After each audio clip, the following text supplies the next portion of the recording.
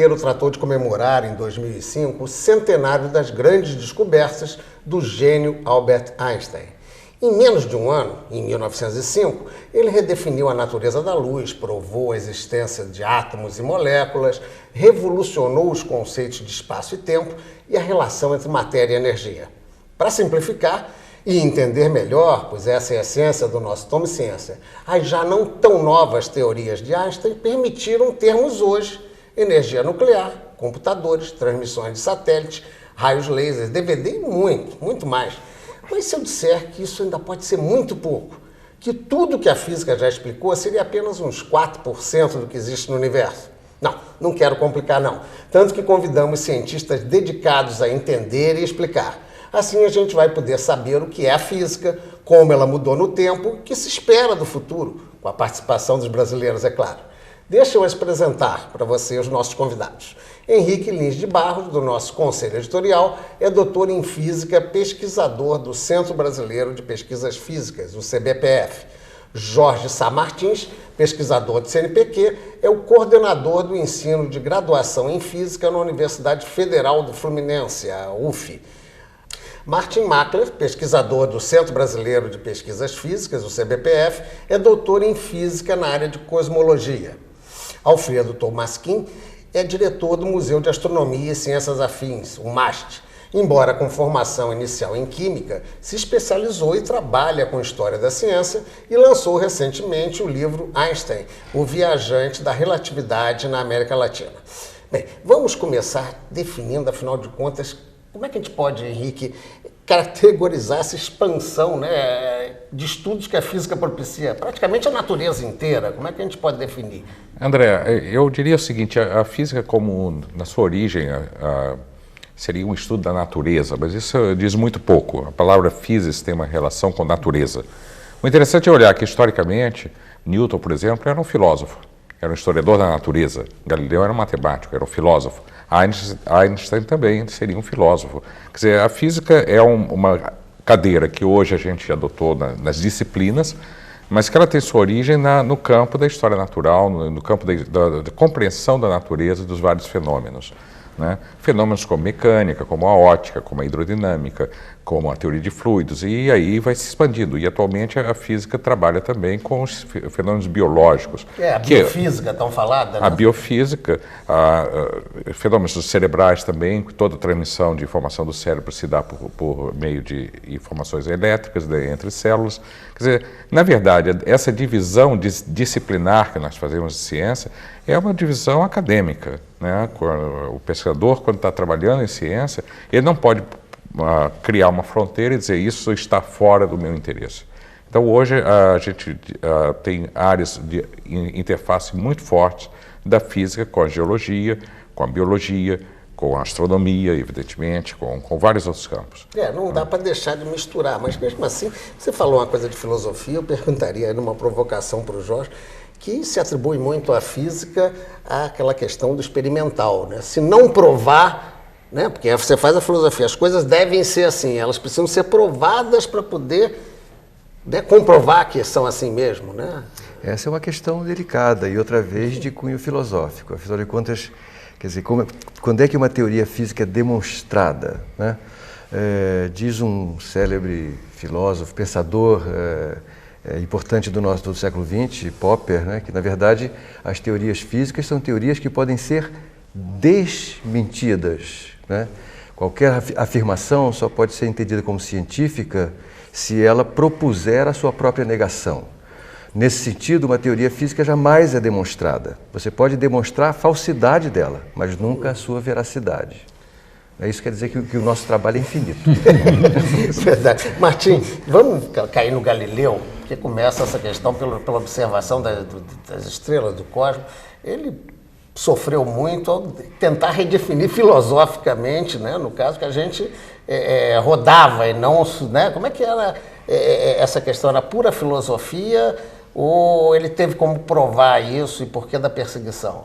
O Galileu talvez ele tenha feito uma revolução no sentido que ele propôs que você pode entender a natureza de alguma forma, através de experimentos. Isso foi uma grande novidade. Gregos tinham muitas ideias que hoje a gente considera contemporâneas, como átomos e tudo mais, mas a introdução do método científico, da ideia de utilizar a experimentação para examinar a natureza, isso foi uma novidade que ocorreu. O Galileu é o grande expositor dessa novidade. E também utilizar a matemática para descrever a natureza. Outra grande revolução do Galileu foi pensar que as leis que regem eventos, que regem a natureza na Terra, são as mesmas leis que regem a natureza no céu. Talvez essa tenha sido uma das grandes heresias do Galileu, dizer que não existe uma física, ou não existe uma razão distinta das coisas na Terra e no céu. Dizer que a Terra está em movimento, que ela não é o centro do sistema solar, que ela não é o centro do universo. Não foi a maior heresia, no caso? Talvez seja justamente essa grande heresia, dizer que a Lua gira em torno da Terra pela mesma razão que faz uma maçã cair na Terra. Isso foi a grande heresia. O que é feito na Terra é o mesmo material que é feito os objetos no céu. Então, hoje você pergunta, às vezes esse conceito está até no dia a dia das pessoas. Uma vez uma pessoa me abordou na rua, e num evento de astronomia, e disse o seguinte: olha, caiu um meteorito aqui. Eu perguntei, era um meteorito o quê? De pedra ou era um meteorito de metal? Ele falou, não, esse meteorito veio do espaço, como se fosse feito de algum outro elemento. Que não fosse nosso, então, né? A ideia da física é a mesma em qualquer lugar do universo. Você citou aí a maçã que cai, que já é Newton, né? Que nasce, essa curiosidade é interessante, no ano que morre o Galileu, não é isso? Parece que é o mesmo ano exatamente. Mas a maçã cair seria simples, para ter um peso, ter a gravidade. Se fosse assim, a Terra também ia bater contra o Sol. Quer dizer, é um pouco mais complexo essa questão da gravidade. Quer dizer, não adiantou a maçã cair na cabeça, ele teve que ter uma reflexão, um conhecimento prévio para elaborar alguma coisa. Essa história da maçã parece que foi algo contado pelo sobrinho do Newton, se não me engano. Mas a força que faz a maçã cair na Terra é exatamente a mesma força que faz a Lua girar em torno da Terra.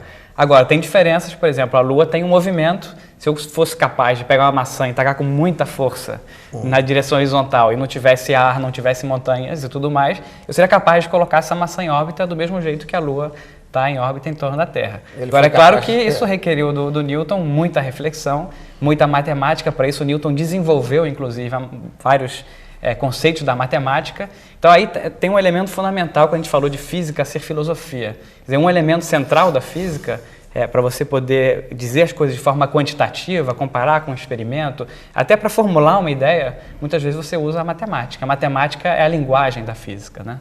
A expressão. Bem, Alfredo, estamos aí falando de uma física que precede o Einstein. E, historicamente, como é que se situa o Einstein nesse processo? Por que da revolução? Como é que ele chega, por que razão ele revoluciona tanto? A começar com as teorias que daqui a pouco não vamos explicitar aqui de 1905. Na verdade, o Einstein, vendo os escritos dele, as cartas que ele escreveu para amigos, quer dizer, ele não pretendia, não se achava um revolucionário. Ele achava que ele estava trabalhando na ciência. E os resultados que ele obteve com relação à relatividade foram resultados decorrentes do trabalho em que ele estava desenvolvendo e que era conectado com o que estava sendo realizado na física na época. Na época, final do século XIX, início do século XX, estava se discutindo o que é a luz, o que é a matéria, o que é a energia. Quer dizer, o Einstein ele não chega de paraquedas de repente, anuncia uma verdade e todos se ajoelham diante dessa nova verdade. Não, na verdade, ele dá uma contribuição genial, não há dúvida, mas ele é uma pessoa que está envolvido nas questões do final do século XIX e início do século XX. Só que ele consegue, talvez, dar um pulo, né, o pulo do gato, o ovo de Colombo, que outras pessoas, outros cientistas da época, não tinham conseguido dar, que é trabalhar com a ideia de que a luz é uma constante, a luz não é variável, ela tem uma velocidade constante, e, por outro lado, o tempo pode ser relativo. O que também, para ele, Einstein, não era uma grande revolução, porque a ideia de relatividade, ela vem de Newton. Newton já previa a ideia de um movimento relativo em relação ao referencial. Se você tem duas pessoas andando num carro, uma ao lado do outro à mesma velocidade, aquele carro ao seu lado está parado em relação a você que está na mesma velocidade. Então essa ideia... A sensação de velocidade é menor do que quem está parado na beira da calçada e vai passar correndo. Exatamente. Então, na verdade, a ideia, o princípio da relatividade, ele já existia. Isso não foi criação do Einstein. O que ele fez foi aplicar essa ideia da relatividade ao conceito de tempo. Tá, vamos fazer o seguinte, deixa eu começar agora a pegar esses aspectos das inovações, das revoluções do Einstein. Então vai ficar muito complicado a gente conseguir, então vou fazer um intervalo rápido, um primeiro bloco curto, e nós voltamos já já para aprofundar essa revolução do Einstein. Até já.